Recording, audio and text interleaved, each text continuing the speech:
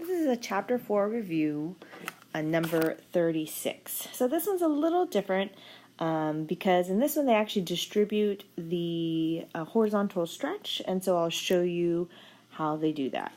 So first they let G be a horizontal stretch by a factor of 4. So you're multiplying the x's by a fourth. So it's going to be 1/4 x all raised to the fifth plus 3 times 1/4 x.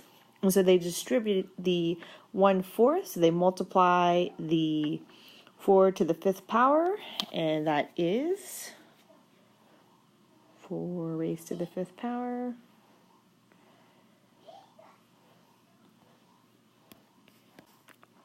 is 1024. So this is 1/1024 x to the fifth plus 3/4 times x.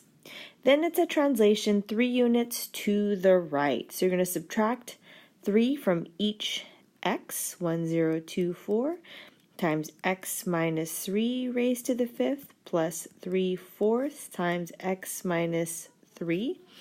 Then it's 5 units down. So subtract 5 and then you are done.